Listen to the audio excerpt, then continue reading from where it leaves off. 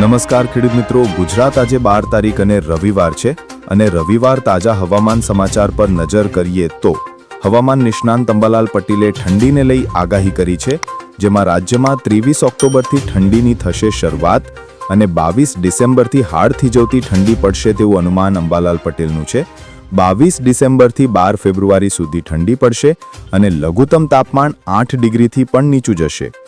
હવામાન નિષ્ણાંત અંબાલાલ પટેલની આગાહી સામે આવી છે, જેમાં બેસતા વર્ષે વાતાવરણમાં ફેરફાર થાય તેવી આગાહી અંબાલાલ પટેલે કરી છે અને 13 થી 17 ઓક્ટોબર દરમિયાન વાદળછાયું વાતાવરણ રહેશે અને 18 થી 30 ઓક્ટોબર વચ્ચે ઉપસાગરમાં લો પ્રેશર થશે અને 18 થી 21 ઓક્ટોબર દરમિયાન અરબી સમુદ્રમાં હલચલ થશે।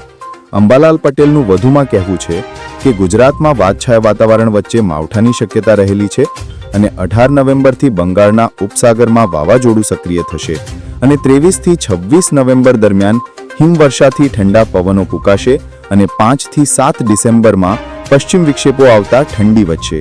રાજ્યમાં 22 ડિસેમ્બરથી ભારે ઠંડી પડશે તેવું અનુમાન અંબાલાલ પટેલનું છે। અંબાલાલ પટેલનું કહેવું છે કે 22 ડિસેમ્બરથી 12 ફેબ્રુઆરી સુધી ઠંડી પડશે અને લઘુત્તમ તાપમાન 8 ડિગ્રીથી પણ નીચું જશે। નવેમ્બરમાં પશ્ચિમી વિક્ષેપની શક્યતા રહેલી છે અને વિક્ષેપના કારણે ન્યૂનતમ મહત્તમ તાપમાન ઘટશે। 22 ડિસેમ્બર દરમિયાન દેશના ઉત્તરીય પ્રદેશોમાં હિમવર્ષા થઈ શકે છે। આ વખતે હાડ થીજવતી ઠંડી દેશભરમાં પડવાની શક્યતા છે અને દિવાળીના સમય દરમિયાન પ્રોપર ઠંડી બેસી જશે અને તેનો અહેસાસ શહેરીજનોને થઈ શકે છે। આ હતા મુખ્ય હવામાન સમાચાર। ફરી મળીએ, જોતા રહો ખેડૂત સેવા ભાવતાલ યુટ્યુબ ચેનલ।